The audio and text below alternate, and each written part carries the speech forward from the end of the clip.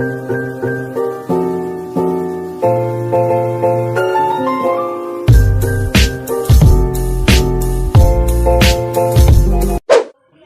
siang. Silakan duduk.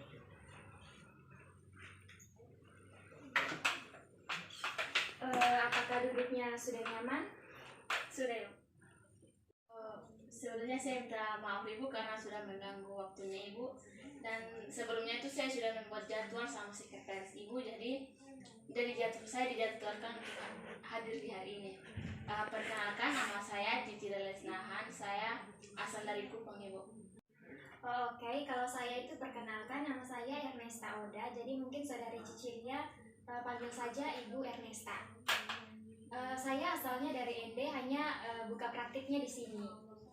Saya di sini sekitar 5 tahun. Mungkin saudari Cicilia di sini tinggalnya Kupangnya di mana? Tepatnya saya tinggal itu di Pasir Panjang Ibu. Sudah aslinya benar dari sini atau mungkin ada campuran darah apa begini? Kalau mama saya itu Jawa dan bapak saya itu orang Kupang Ibu. Oke. Mahasiswa atau pelajar SMA? Saya mahasiswa Ibu. Oke, saudari Cicilia, karena kita sudah saling mengenal, mungkin langsung saja. Pasti saudari Cicilia datang ke sini punya maksud dan tujuan tertentu, dan mungkin ada yang bisa Ibu bantu begitu? Ya baik Ibu, kedatangan saya ke sini tuh saya mau menceritakan atau bertukar pikiran dengan Ibu begitu.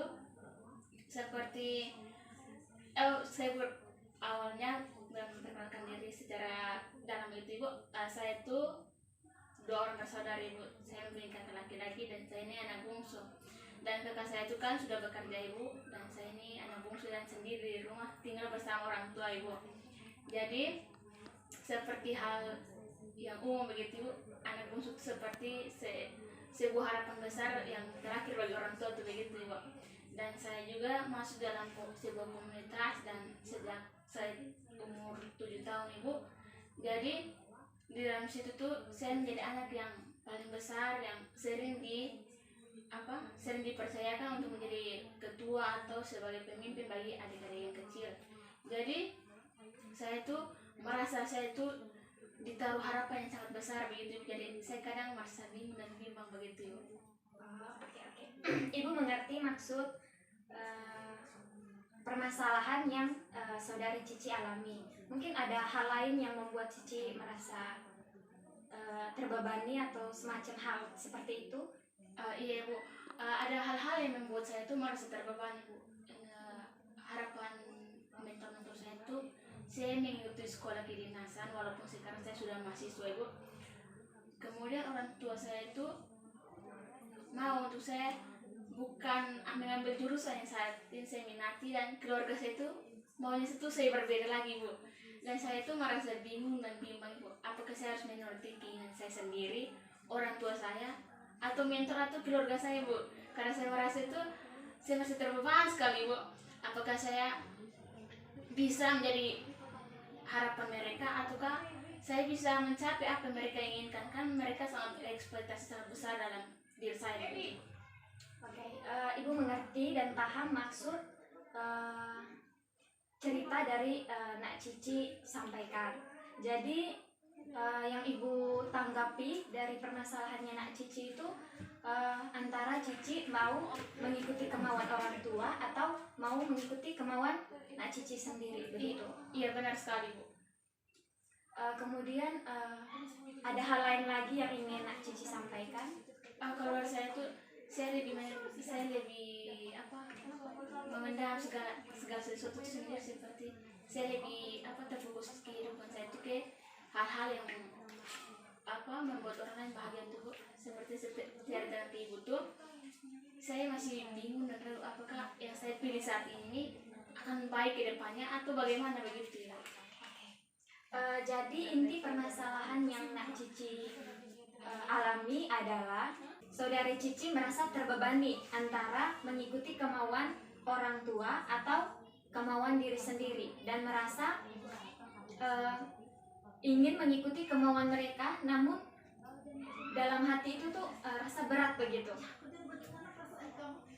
tepatnya itu saya masih bimbang ibu memilih pilihan orang tua atau pilihan saya sendiri begitu ibu. Ibu memahami apa yang saudari Cici rasakan. Sedikit solusi dari ibu, tidak mungkin saudari Cici itu merangkap 3 profesi sekaligus begitu. Sebaiknya saudari Cici itu lebih memfokuskan ke hal-hal yang ingin Nak Cici capai begitu. Ya baik ibu. Ya baik ibu. Terus selanjutnya saya harus bagaimana ibu? Menurut ibu, support system terbaik itu kan diri Anda sendiri. Maka apapun prosesnya yang dilalui itu diri Anda. Jadi tetap fokus pada diri sendiri. Jangan terlalu terpaku pada orang lain begitu. Ya baik ibu. Saya itu kadang memikirkan hal-hal itu, tapi saya juga masih ragu ibu. Hanya bisa memberikan pendapat. Selanjutnya itu tuh ada di dalam tangan kamu sendiri. Keputusan apa yang ingin kamu ambil itu tuh semua tergantung pada diri kamu sendiri. Atau mungkin hal tersebut dapat kamu diskusikan dulu dengan kedua orang tua kamu. Baik, terima kasih ibu. Saya mengerti dengan arahan-arahan yang ibu berikan, dan saya akan mencoba untuk mendiskusikan hal ini lagi dengan orang tua saya ibu. Iya baik, itu hal yang baik dan tepat yang perlu saudari Cici lakukan. Baik ibu, sebelumnya saya minta izin apakah saya bisa datang kembali untuk mendiskusikan hal ini dengan ibu? Oke. Kalau soal itu tentu saja sangat boleh, karena kedatangan Nak Cici sangat membuat ibu senang dan bisa membantu Nak Cici itu suatu hal yang sangat baik. Ya, ibu, sebelumnya sudah mengganggu waktu ibu, dan sebelumnya saya permisi pamit pulang ibu. Oke. Mari ibu antarkan. Iya. Terima kasih. Cici, apa kabar untuk hari ini? Halo ibu, saya merasa hari ini lebih baik dari kemarin ya. Kelihatan dari raut wajahnya kayak bahagia sekali begitu. Iya benar sekali bu. Oke. Mungkin ibu bisa mengetahui tentang diskusi kita kemarin. Apakah Nak Cici sudah memberitahukan kepada orang tua? Untuk hal itu saya sudah mendiskusikan dengan orang tua saya ibu. Orang tua saya itu hanya bilang cita-cita itu saya yang menekuninya. Orang tua saya itu hanya mendidik, membiayai, dan membimbing saja ibu. Jadi orang tua saya hanya bilang apapun cita-cita kamu, apapun yang kamu tekuni, mereka hanya mendukung dan mendoakan. Jadi mereka tidak memaksa saya untuk mengikuti kemauan mereka, tapi mereka hanya mendukung apa yang saya tekuni dan saya impikan selama ini ibu. Oke, mendengar cerita yang kamu sampaikan, ibu sangat senang mendengarnya. Lebih tepatnya, ibu juga ikutan lega begitu. Jadi permasalahan yang Nak Cici ceritakan dari kemarin hingga hari ini sudah bisa dibilang kayak teratasi begitu ya? Iya benar sekali ibu. Saya merasa lega ibu untuk tidak memikirkan hal-hal apa yang membuat saya merasa dilema begitu ibu. Jadi saya sekarang merasa lebih lega dan lebih fokus lagi dengan tujuan dan impian saya ke depan dengan pilihan saya sendiri ibu. Ibu juga senang karena Cici kayak sudah menjadi diri sendiri begitu. Ibu bisa saya terima kasih ibu untuk bimbingannya dan arahannya dari ibu. Oke, mungkin sekian diskusi kita pada hari ini. Mungkin ada yang Nak Cici sampaikan lagi atau tidak ada yang saya sampaikan lagi. Mungkin nanti kita bisa berjumpa di lain waktu dengan hal-hal yang lain begitu ibu. Dan sekiranya saya ucapkan terima kasih lagi kepada ibu, dan saya mohon izin pamit pulang ibu. Ya, mari. Sip, permisi ibu. Ya, hati-hati. Iya bu.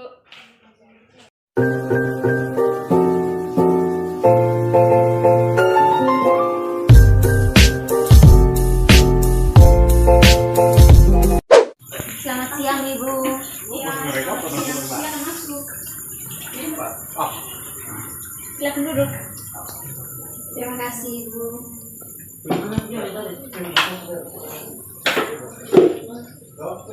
Ya, bagaimana duduknya nyaman? Iya Ibu, sudah nyaman. Ya, baiklah. Perkenalkan, nama saya Ernesta Oda, panggilannya Erna. Saya datang ke sini karena saya ingin berdiskusi dengan Ibu. Oh iya, halo Erna. Perkenalkan, nama Ibu itu Cicilia Lisnahan. Ibu tinggal di Kupang. Kalau kamu Erna dari mana? Saya asal dari ND Ibu, tapi kuliahnya di Kupang. Oh, dari ND. Rumah kamu dekat dengan Kelimutu? Kalau jarak dari rumah ke Danau Kelimutu bisa dibilang kalau dengan motor itu sekitar 1,5 jam Ibu. Lumayan jauh ya. Oh, baiklah. Terus di Kupang sini tinggal dengan saudara atau kos? Saya ngekos Ibu di Kupang. Oh ya, baiklah begitu. Berarti sudah punya teman-teman dari Kupang ya? Iya, Bu.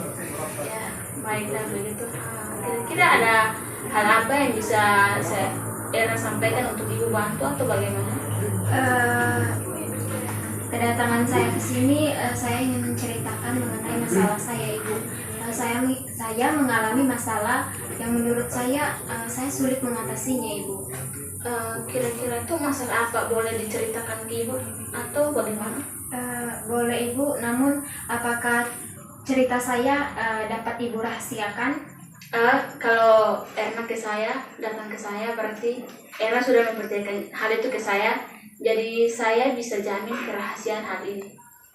Oke, baik Ibu. Jadi begini Ibu ceritanya. Saya kesulitan mengontrol emosi, apalagi ketika saya dengan orang tua saya meminta sesuatu dan hal tersebut itu tidak dapat diiyakan, itu saya akan langsung marah atau langsung membantah perkataan orang tua saya Ibu. Ada hal-hal lain yang bisa Erna sampaikan yang membuat Erna marah atau cepat emosi begitu? Kalau untuk hal lain itu tidak ada Ibu, karena kalau hal lain itu saya dapat mengontrolnya, namun hal ini tuh saya sulit sekali Ibu, karena langsung membantah ketika orang tua saya tidak langsung mengiyakan apa yang saya harapkan Ibu. Ibu paham dengan masalah yang Erna hadapi. Memang untuk mengontrol emosi itu memang agak susah ya, untuk apalagi mahasiswa yang sering kebanyakan tugas, memikirkan banyak hal, terus dihadapi dengan hal-hal begitu pasti sedikit emosi ya. Tapi pernahkah Erna berpikir kenapa orang tua Erna itu tidak langsung mengiyakan hal yang Erna minta, tapi mereka masih agak menunda-nunda begitu? Apa yang Ibu bicarakan itu benar sekali. Kadang saya tidak berpikir ke depannya Ibu, padahal saya tahu apa yang saya mau tuh nantinya akan diberikan Ibu. Namun jika tidak langsung diiyakan, saya akan marah Ibu, padahal nantinya akan diwujudkan Ibu. Pada dasarnya begini, Erna sudah paham kenapa mereka belum bisa memberikan hal itu kepada Erna, bukan? Iya Ibu. Tapi coba Erna renungkan kembali, kenapa sih mereka tidak langsung memberikan hal yang Erna minta tuh seketika itu juga, tapi harus menunda-nunda begitu? Kalau itu mungkin ada hal yang mungkin perekonomian orang tua saya saat itu mungkin belum ada, maka mungkin lain waktu baru dikasih. Namun tidak tahu Ibu, saya kadang susah untuk mengontrol emosi saya Ibu. Ibu bisa memberikan sedikit saran, bisa? Boleh sekali Ibu. Ibu di sini kan sebagai orang tua di sekolah juga toh, sebagai orang tua di rumah juga. Kenapa orang tua Erna tidak langsung memberikan hal yang Erna itu segitu juga, tapi orang tua Erna itu berpikir ke depannya hal-hal yang lebih penting daripada yang Erna minta. Kadang yang Erna minta itu bukan kebutuhan tapi keinginan. Kan Erna bisa tahu kebutuhan yang paling mendesak dan keinginan itu kita tuh kadang melebihi semua. Jadi orang tua Erna tuh saya rasa bijak dalam hal memberikan sesuatu kepada Erna. Jadi saya merasa itu hal wajar kepada orang tua, dan Erna juga harus sedikit paham, karena kita tidak tahu apakah perekonomian orang tua kita itu baik atau tidak baik. Jadi mungkin mereka mendahulukan kebutuhan yang mendasar daripada keinginan Erna begitu. Oke, baik Ibu, saya mengerti sekali apa yang Ibu nasihat kepada saya, solusi. Namun apa yang harus saya perbuat Ibu untuk kedepannya? Solusi apa ya? Langkah apa yang harus saya perbuat ke depannya? Jadi langkah selanjutnya menurut Ibu itu Erna harus bisa memilihkan hal-hal yang mendasar daripada keinginan.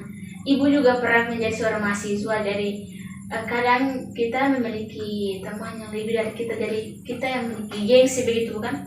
Nah jadi Erna harus bisa beradaptasi dengan lingkungan baru Erna. Jadi kita harus menyesuaikan penghasilan orang tua kita dengan gaya hidup kita. Jangan orang tua kita susah di kampung, kita mau bersenang-senang di kota sampai kita lupa untuk belajar. Kan tujuan utama Erna ke pokoknya apa? Untuk belajar itu, kuliah bukan ya. Jadi kalau seandainya uang bulanan Erna belum dikirim, Erna jangan langsung emosi, jangan langsung marah. Mungkin tunggu beberapa hari atau beberapa saat, mungkin pasti mereka akan mengirimkan hal-hal yang Erna butuhkan, bukan Erna inginkan begitu. Oke baik Ibu, terima kasih sekali untuk nasihatnya, untuk solusinya. Jujur saya di sini merasa lega sekali karena sudah menceritakan kepada Ibu, dan Ibu juga sudah memberikan solusi kepada saya Ibu. Memberikan beberapa pendapat menurut Ibu, karena Ibu juga pernah menemui dan didatangi oleh beberapa mahasiswa dengan jenis masalah yang sama dengan Erna begini. Jadi Ibu rasa Erna jangan cepat emosi ya, ini sedang kuliah dan pasti banyak hal-hal yang membuat Erna emosi, dan hal-hal yang membuat Erna emosi itu jangan lampiaskan ke orang lain ya. Kalau Erna sedang emosi yang sangat berlebihan, sebaiknya Erna menyendiri dulu. Kalau emosinya sudah reda, baru telepon orang tua atau bertemu dengan orang lain, supaya emosi kita itu tidak menyakiti orang lain begitu. Oke baik Ibu, terima kasih sekali Ibu untuk solusinya. Jujur saya sangat senang Ibu dapat membantu saya. Iya, sama-sama Erna. Kalau begitu saya permisi Ibu. Oh iya baik. Permisi Ibu, terima kasih. Hati-hati di jalan dan sukses untuk kuliahnya. Oke baik Ibu.